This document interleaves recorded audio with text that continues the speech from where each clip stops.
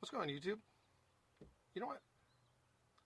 How do you guys deflate your tires? I have come up with two different ways, and one, I guess, they both do the same job. However, I think I get a little more peace of mind that I'm not going to have some crazy failure down the road when I use another one. So stay tuned. I'll show you what I bought and give you a little product review.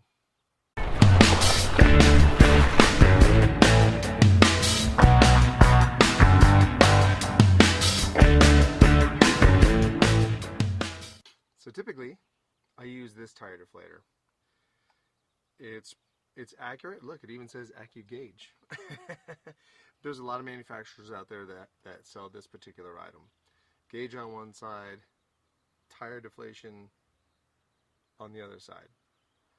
Typically the way that this thing works is that you uncap your valve stem, you twist this guy on, and once it's fully seated, you take this portion and then you unscrew the valve core. That'll lift out, right? And then what you do is you'll slide this portion back and then it deflates from the tire. And then when you want to turn it off, you slide that portion forward, you slide the valve stem core, I don't even know the nomenclature of all this, but what you do is you push this inside, you'll feel that the inside will actually have like I don't know if you can see that, but it's a little screw on the inside, right? It's like a little two prongs, and it'll fit right over the valve core. And then what you do is you tighten it back in, and everything's fine. Now, that's a little scary. Now, what happens if it cross threads?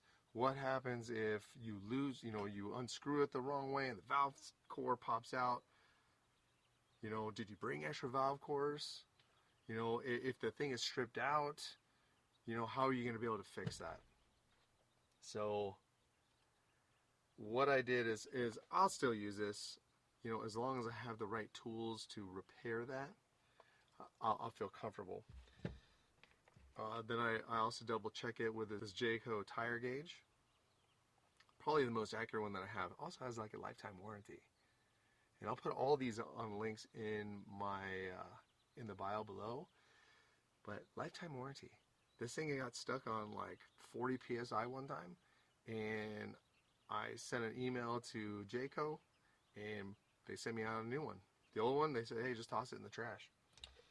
Then I went on Amazon and I bought the Boulder Tools tire deflator kit. This thing is pretty cool. The case, when I first bought it, I'm like, oh wow, this case is pretty cool. However, this case kind of is just flimsy plastic. It gives you protection on the inside. What I'm going to do is take all the innards out of this and then put it in this Pelican case, which I'll also list inside on the description below. So this case, I believe that it cost me about $39 or so.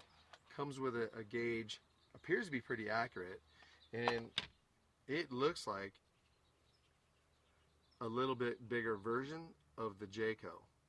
So who knows if it's a rebranded product or whatever. I know that the Jayco product offers that lifetime warranty. The Boulder Tools, like I said, it comes with this gauge, goes all the way up to 80 PSI. This is the meat and potatoes of the tire deflator kit. Comes with 4 of these brass tire deflators, and we'll go over on how to utilize this. I was pretty impressed. I actually use these, and does not remove the valve core. What it does is it screws over the actual valve stem. You adjust it to the proper PSI that you want, and that's it. You screw it back on, and all the tire goes all the way down to the specified PSI that you want. You unscrew it, check the PSI, you're good. Now, it also comes with this little packet of goodies. So it comes with valve cores, valve stem caps, the little tool to remove the cap, as well as if you need to rethread the valve core or the valve stem. Comes that little tool to do the valve stem. Also, it has a couple little like gaskets in there.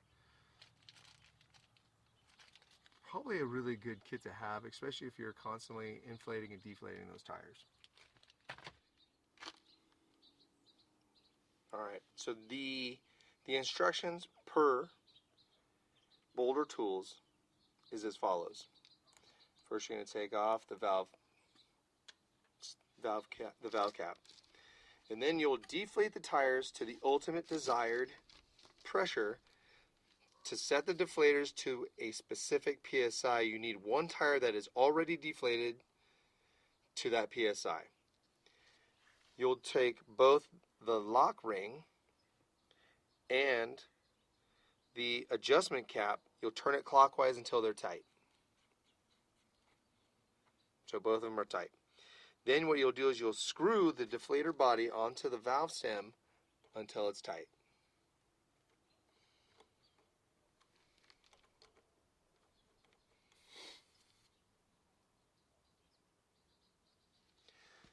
So you'll turn the adjustment cap counterclockwise until you hear the air beginning to escape. Immediately, you'll tighten the adjustment cap clockwise until that airflow stops.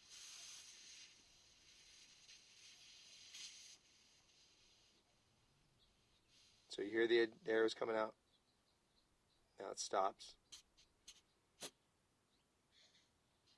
You can hear it come out and then back.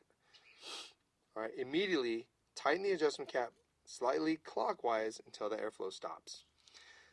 You'll turn the lock ring counterclockwise and tighten it against the adjustment cap. Being careful not to turn the adjustment cap during the process. So use 2 fingers. Hold pressure on the adjustment cap and then tighten that lock ring against it. Just simple as that. So all you need to do is deflate one tire to a desired PSI and then come back to that tire and check it. So what the way that I would do it is deflate it, check it, adjust the deflator, check it, and then just keep checking the PSI to make sure that it's the desired PSI.